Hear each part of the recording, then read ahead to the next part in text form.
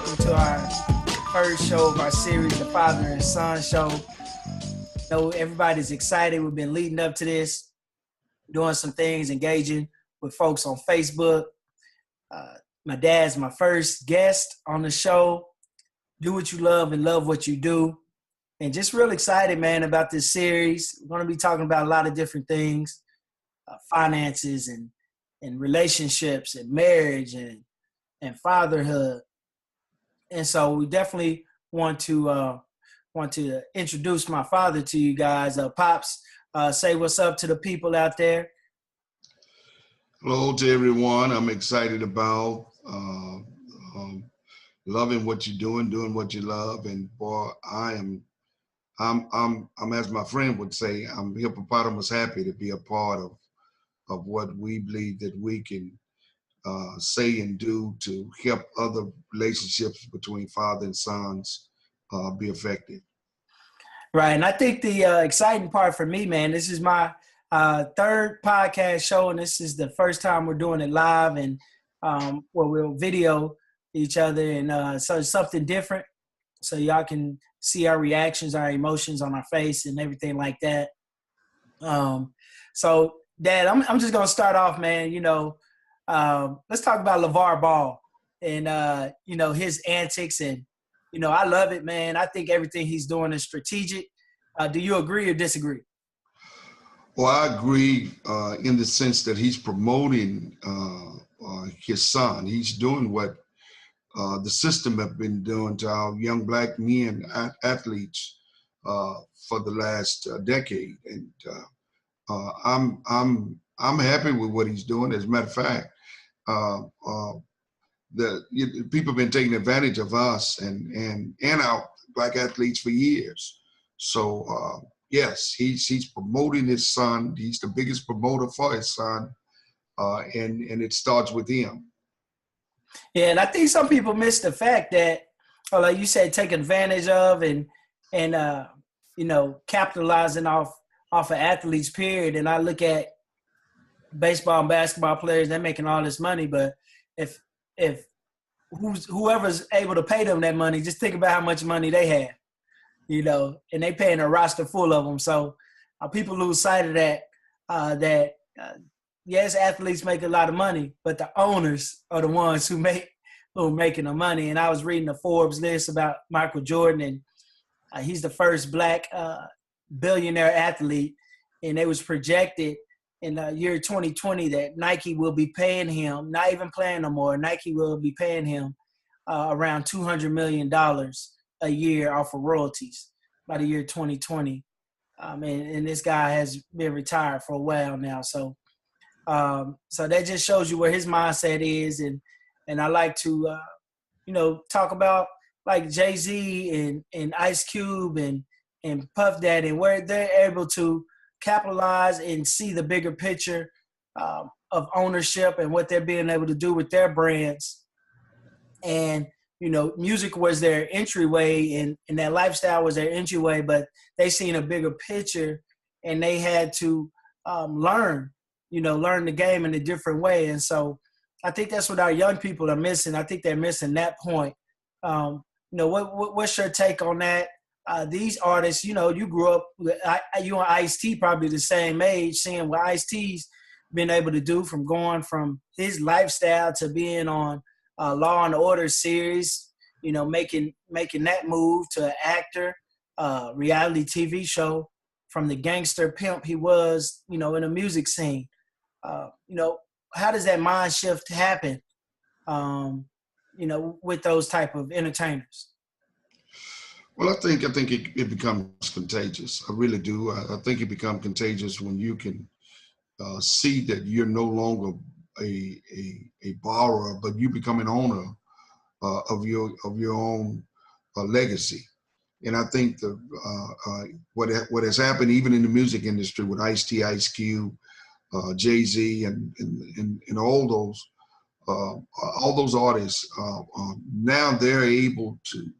They've learned the system. What's been happening to them, they've learned the system, and now they're able to be effective and to take ownership of what's been happening to them and what's been happening in the music industry and entertainment industry for years and years and years. They've been able to capitalize. And man, I applaud that. I applaud that in any facet. As a matter of fact, the Bible tells us to be owners and not borrowers. Right, right. So definitely, man. Again, I'm definitely proud to have you on the show, man. And let's dive right into it. You never told me this story. I know one of my best friends. He just had a son, but you never told me your experience when you had me. Like, what was the feeling? When y'all got to the hospital. Was it a panic? Was it a smooth process? What was it, man? And how did you feel, when you first was able to hold your firstborn son? Man, it was a tremendous feeling. I definitely remember the feeling, the atmosphere. I remember Dr. Langham saying to me, "It's time to go." When Regina was in labor, and you were coming out, you wasn't going to be in there not another second. So Dr. Langham said, "Let's go. It's time to go. Time to go, man." We put our a robe on and we went, and man, it was a matter of seconds before or you were out the womb, and that from out of the womb to Regina holding you, to you being in my hand, you being on my chest. That has to be the greatest feeling in the world for a father to hold his son for the first time. Yeah, so for me, it was an amazing moment. We came out healthy. Joseph, your grandson, Joseph Anthony, came out healthy. It was a life-changing moment for me as well. But then I start every night, man. And the media does play a role in this, and I try not to. I'm gonna say try, but I make it a priority of mine to not watch the news a lot. Facebook and Instagram is real hard because people get real emotional, and the media portrays things from their perspective. In their way, it's entertainment to them as well. But for us Black men, it's real life. And so for me, I go into protection mode a lot with my son, as far as I have to make sure every decision I make is in the best interest of him and my wife, because of what's been going on and what's relevant in today. And like I said, it's not, the media make it seem like it's everywhere and it's going on. But as me and this has been going on for a while. Even when I was in high school, even though I was growing up, I remember being pulled over. Me and Justin was driving, and I think he said I sped through a yellow light or something and gave me a warning. But I was actually we was leaving campus for lunch, seen two Black boys in that area that we went to private school in, and so and then going to Hampton and getting pulled over a time or two and just not getting any tickets or anything like that. That shows you that they was messing with you. And it happened recently with my son in the car, raining. Officer pulled me over, ran my tags, came back clean. I asked the officer, told him I was picking up my son from school. He was sick. And my house, I was literally a minute from my house, asking the officer, "Hey, can we just pull in the garage?" He kind of got irate with me. So I just followed his directions. And he, again, no ticket or anything. He said, my windows were too dark or something like that, and let me go. But I think I have that fear of, I might not be there to protect my son. Did you have that fear with me, being that you and mom went to, did what y'all needed to do to get to middle-class neighborhood, low middle-class neighborhood, and we're probably one of the few Black families in that neighborhood. Did you have that fear raised in me that you might not be there to protect me from me being in the wrong time at the wrong place? Yes, I was always, it's always in your mind to that I'm responsible and accountable for my family, for my wife, for my son. That was always. that's why I always position myself and position my family to make sure that I put you out in a place where you could always succeed. That was my goal, to always place you in position for success and put you in a place where that you shouldn't ever have to go outside the circle of the family or step outside the arena of what I presented for you to receive happiness or to receive joy. So I made sure that my responsibility and me being accountable for your mother and yourself, I made sure that I was the protector and the provider for that home. Yes, it was always a fear in my head that, boy, if I couldn't provide, what would this home look like? So I was always, and even now, my biggest thing now is legacy.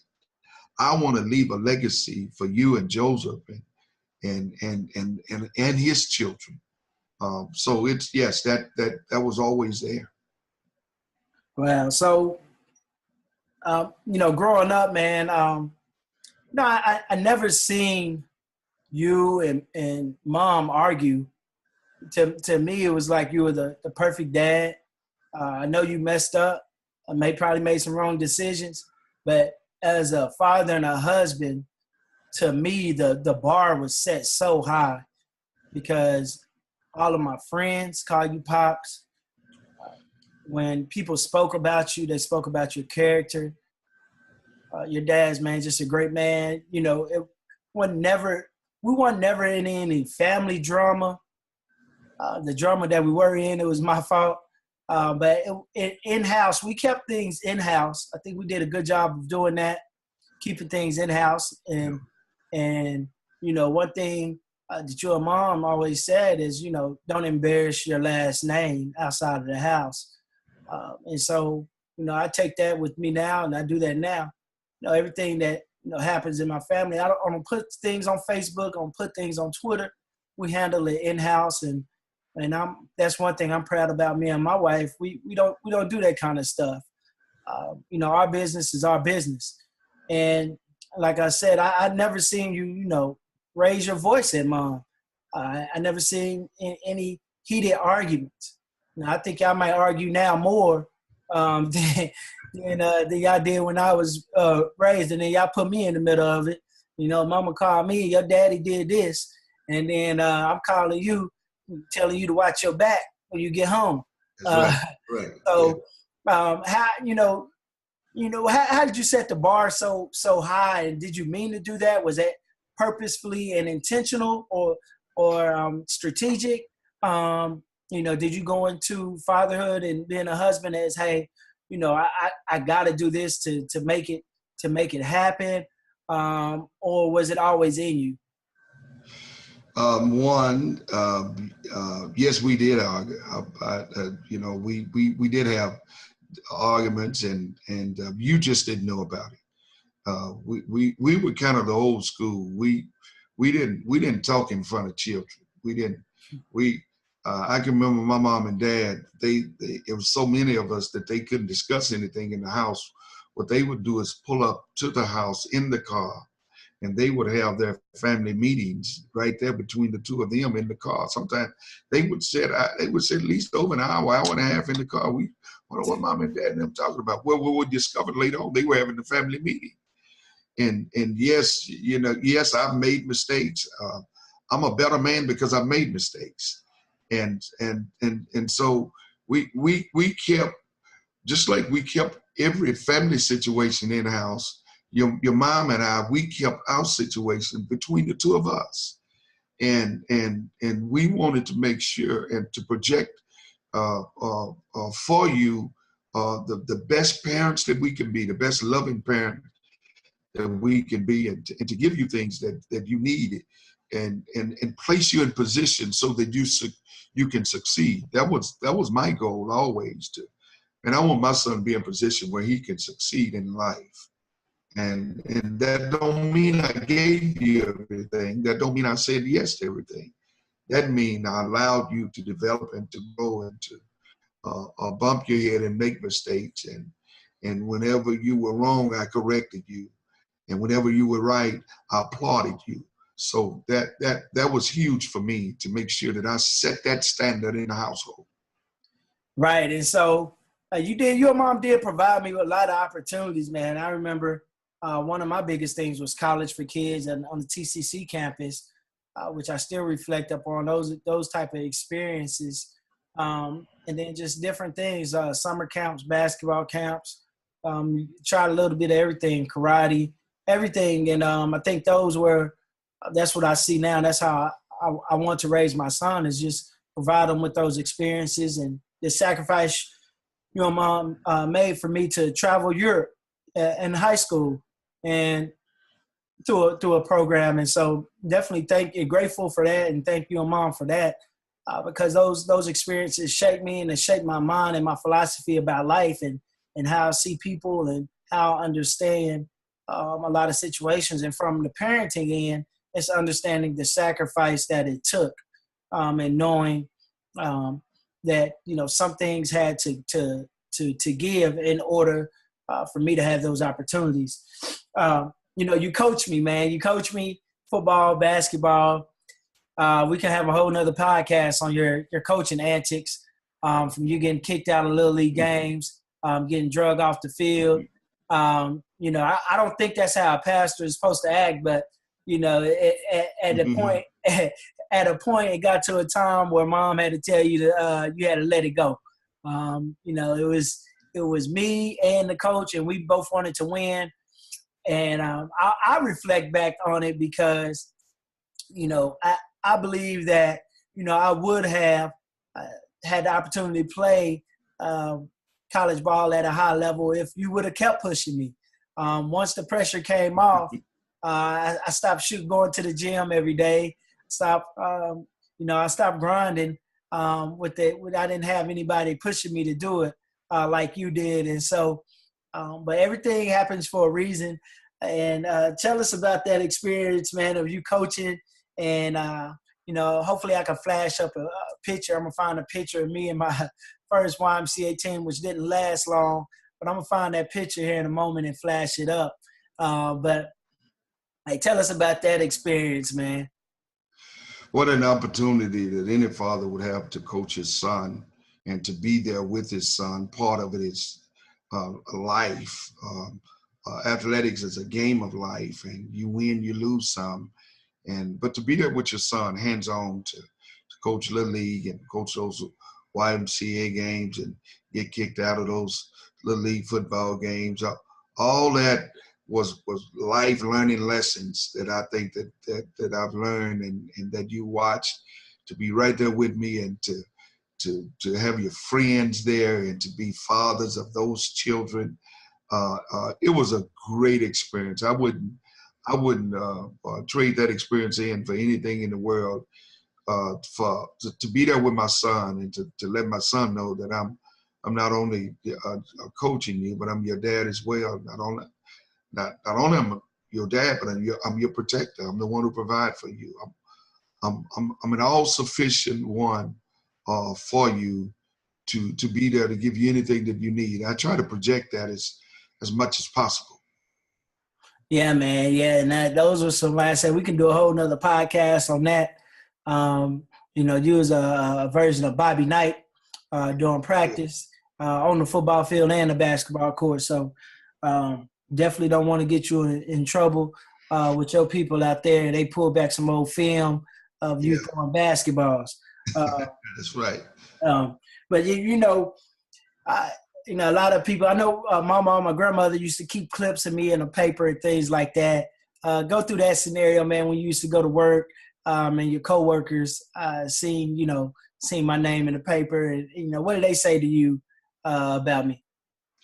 And as many well know, I worked on the railroad, and there were times when we would have to go on out on the tracks. We'd stay gone sometime 2 weeks, building track, and one of the things that I would always remember is to wondering how you were doing, particularly I seldom miss any games, and we traveled. We didn't travel that much during the basketball season, but one of the greatest joys that a father can have is to go in the break room and for the coworkers to tell me that I seen your son stats in the paper. I didn't have to tell them. They were happy for me, and that had to be the greatest feeling a father could have.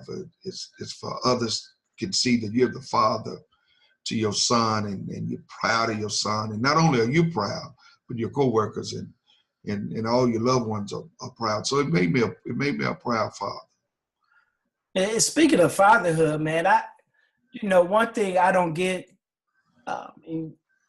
we hear stories. I'm a teacher, so I know and I see it. Why some men get it and some don't. I look on Facebook and things, and I see my friends, and they're with their sons, man, and that's what it's about. It's spending time with them, coaching them, posting pictures with them, just like I do. But then I go to work, and then when I coach, I see absent fathers, and I don't understand why some men get it and some don't. What's your take on that? It's hard for a man to know how to be a father if he's never been fathered, if he's never had a father. Fatherless is huge in our country. It's huge not only in our country, but it's huge in our culture as well. And the reason why they don't get it because they've never been fathered.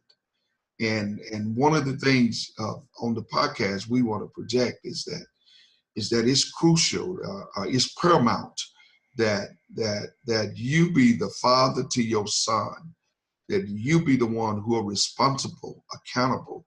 You be there. You go to the schools. You pick your son up. You spend time with your son. Right. I can remember after you were born, your mother couldn't come home. She had to deal with an illness for a day or two, but you laid on my chest. You slept. Literally, my chest was your mattress for the first 2 or 3 days of your life here on earth. And by the way, I've been carrying you ever since. And how old are you? 31? Okay. I hear you. So when we talk about this balance, man, you mentioned it earlier, man, the railroad ministry at the same time. I know, man, those union jobs are not popular now, but I know when you were working, man, that was a big thing, man, because you was part of the union, you knew you was getting paid, making good money, and then you were ministering on the railroad, but being a full-time pastor is different. So at that time, you was making pretty good money. Mom, I think mom had started her teaching career pretty well. So we were just starting to, I guess, make some headway financially in the house. And then you decided to quit, to give it up. But only about maybe 3 or 4 years left before you had 20 and retire and collect a check the rest of your life. You decided to give it up. I still, to this day, I don't know why you didn't grind it out. I sit here and talk on the other end, but, I know your last few years on the railroad, you were sitting back chilling. If they had cell phones back then, you'd probably been texting me at work all day, looking at YouTube and ESPN videos. But, how did that play out? What did their conversations go? Your spiritual development go? Your conversations with God go with that? And that's the first part of the question. And the second part, how did that conversation with mom go, knowing that a big chunk of income was about to leave the house? Yes, it was a very prayerful process, transitioning from leaving a job like the railroad to full-time ministry as a pastor. It was a faith walk, and with the support of your mother, she's always been there for the support, and sometimes the challenge to believe was always there. But I tell you what, in the end, she was very supportive. She's very her mindset had already been that she had already known that this is something where the Lord was leading me to do. So it wasn't a cold turkey. It was a transitioning from full-time railroad work to full-time pastoring, because she understood that wherever I am, I'm going to give my 110%, and she's seen success from that. All the time that we've been married, she's seen that, and it has worked out for us, by the way. Good. Yeah, it has worked out. You guys are doing amazing things out there in the community. Mom is tearing it up. She's not your typical first lady. She's holding down a full-time career as well, first lady duties at the church. She's out there just killing the game, speaking all over the West Coast. Went to California to speak for the YMCA, doing phenomenal things with her school, her academy out there, Phoenix Academy. I definitely want to give a shout out to our sponsor for the show, man. Adrian Howard, State Farm agent out there in the Dallas-Fort Worth area, a good friend of ours, one of my mentors. He's sponsoring this show today. So you're looking for a financial coach, looking to make some investments, make sure you look up Adrian Howard, State Farm agent. Definitely a link will be below to his website. Definitely give him a shout. Definitely wanted to show him some love. And, we're about to wrap this show up, Dad. And let's leave us with some nuggets for the week. And then we're just going to talk about some things that we got going on as well on our personal lives. There's something that I've always kept close, near and dear to my heart, is that when you face adversity, it's always positive to be positive in the adversity. Always look for the positive things that can be the outcome when faced with adversity, because it's sometimes it's not what's presented to you, it's how you react to the situation. So I've always walked by this model that always remain positive. It can be fixed. It's gonna be fixed, and it's positive to be positive. I want to leave that word of nugget for somebody out there, some father out there, some son, some relationship that's not solid enough. Just what I did with Adrian Howard, I'm watching him pour into your life as a mentor, as a father, as a one who I've always believed that he would be the successful man that what he is today. So, and I've done that by simply saying that it's always positive to remain positive in every situation. Cool. So any events happening out there, Truvon? I know, did y'all just finish Vacation Bible School? Y'all got that going on? This past, did y'all already have that? Oh, yes, we've had Vacation Bible School. How was that? How did that go? Excellent. Great workers. As you know, I have Michael Hall, one of the phenomenal youth ministers in our city. He done a phenomenal job, a great job with our children and youth on Vacation Bible School. It went well. It went real well. We're celebrating our 50th year at our church all year. We got some great things happening at the end of the year, so we're looking forward to it. Good. Definitely, man, I want to encourage you guys to check out the website, dreamchaseracademy.net. Always updated with new content. Follow us on social media, Dreamchaser Academy. On Instagram, like our Facebook page. On Twitter, it's just Dreamchaser Acad with ACAD at the end. Follow us, stay engaged with us, make post comments. Guys, if you like what you hear and you are able to get some good stuff from this, man, make sure you share it. We love you guys. We're looking to grow with you guys. Hey, we see you next week. All right, we out. Peace.